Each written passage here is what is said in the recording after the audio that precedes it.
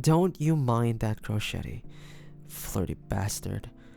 Okada, when he's not being an excellent chef, is really nothing more than just, well, trouble.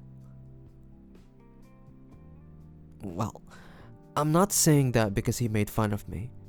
I'm saying that because first, he flirts with my ma, and then now, he flirts with my date, trying to woo you with food, trying to steal my move. Absolutely no respect for the bro code. Yeah, even us, well, mafias, at least follow some form of code, even amongst us. And the bro code is just about the top of it. Yeah, I'm being serious. Though, I can't lie, it is and was incredibly excellent food. I consider myself decent at home-style Japanese cooking, like rice balls or curry. But the finer things have to be done by a master with the best ingredients and decades of practice. Heck, if you'd like to, we could take him up on his offer to go back there and watch him break down a bluefin. It's honestly really interesting how quickly he reduces this 300-pound fish to the nigiri on our plates. It's a work of art. Oh, thank you. Amazing as always, and you know it. But don't go fishing for compliments and tips, alright, Kenji? You know your boss will have my head if I give you one. Uh-huh. So, just work with what we have, alright? Oh, and hey, come here. As if that's ever stopped me, right? Don't worry about it. Look, thank you, okay? We'd love some time to look at the dessert menu, though. Give us a few, will you? There. And, can you leave the door open on your way out? Thanks. Oh, come on, sweetness. No.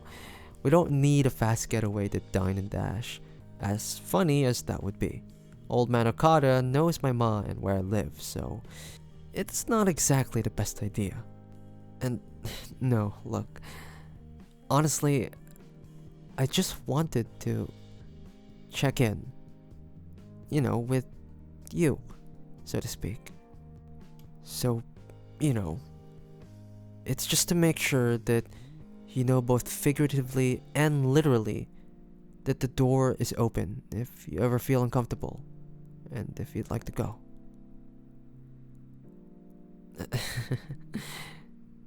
Look, if I wanted to admit to murder, don't you think that I'd want the door closed? Besides, I don't think that'd be much of a surprise for you, which is actually sort of my point. Well, let me give it to you straight. I like you. Alright? In case I haven't made that abundantly clear. I think that you are incredibly beautiful. And more importantly, you're sharp. You're smart, you're interesting, you're funny. And the more I get to know you, and your passions, your stories from grad school, and how you grew up, it's like every piece just makes me like you more and more. And honestly, I can see that happening my entire life.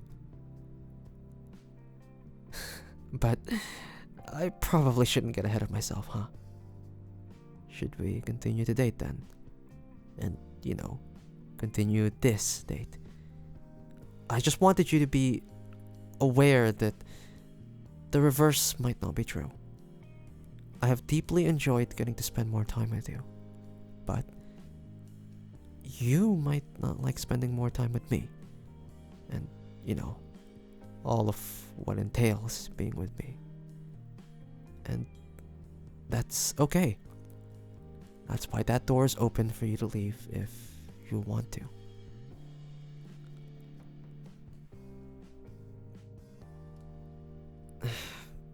Well, this is our first date.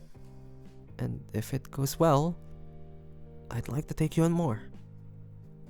But with my line of career, dates like tonight won't exactly go smoothly.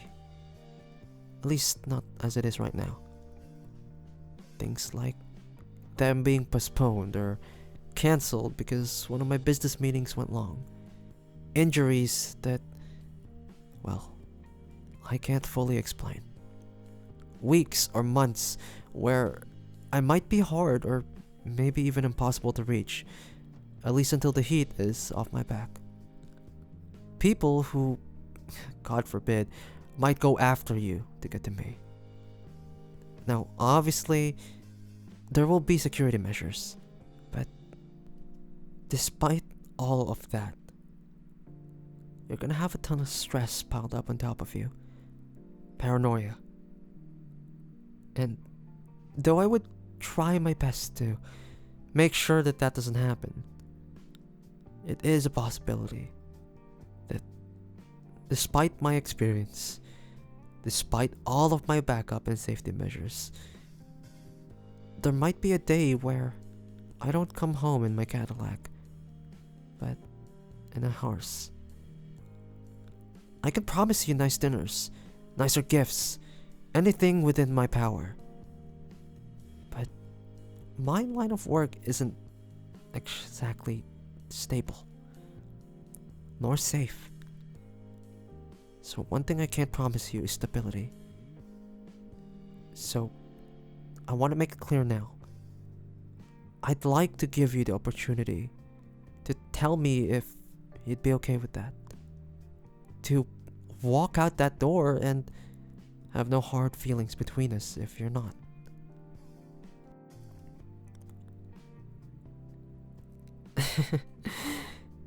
Well, the best dinners that you will ever have. And it can be whatever cuisine you like, and the best that money can buy.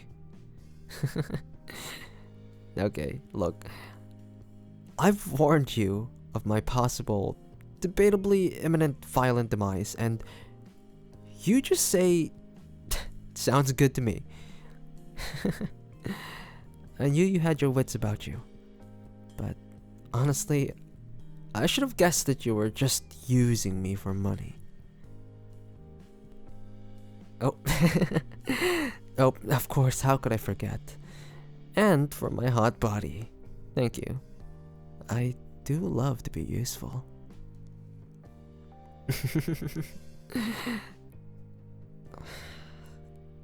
You. Are you really this brave? Or are you just foolhardy? Was being a librarian so boring that you got kidnapped on the job and were just like, fuck it, might as well have fun?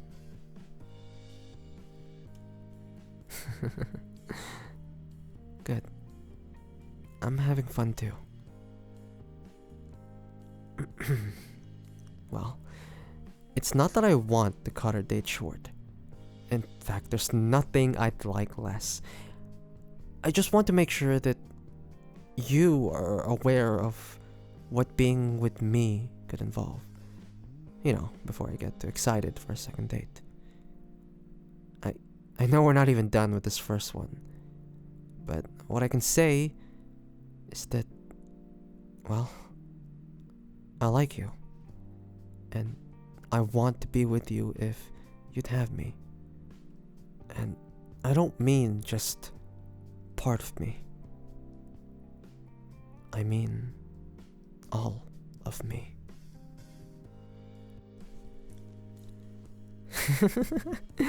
Look, it's not that obvious. Of course I have to ask. I have to make sure. I don't want you to feel pressured or intimidated, especially after the whole kidnapping thing. What? I can be intimidating. I am frequently intimidating, in fact. Do I really? Soy sauce? On this good shirt? Like, what, I'm a toddler?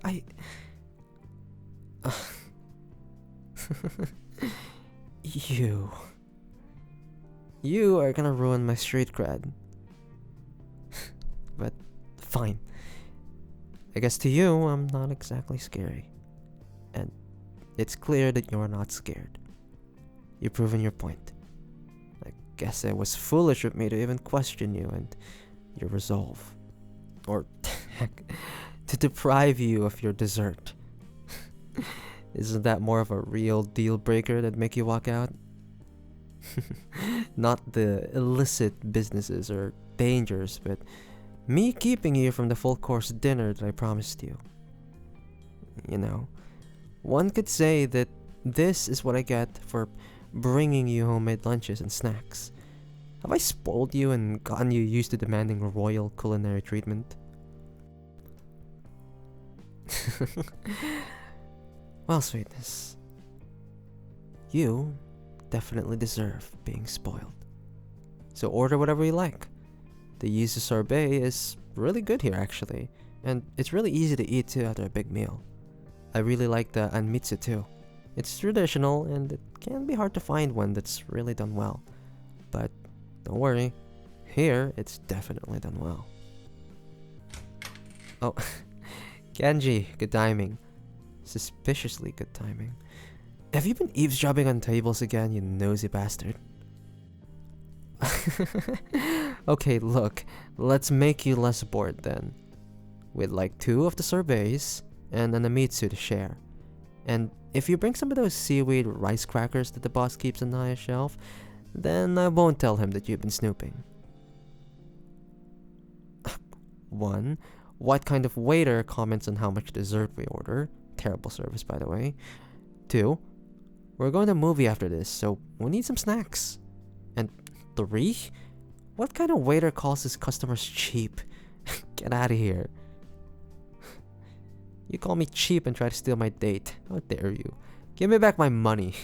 And get me your manager. Hey.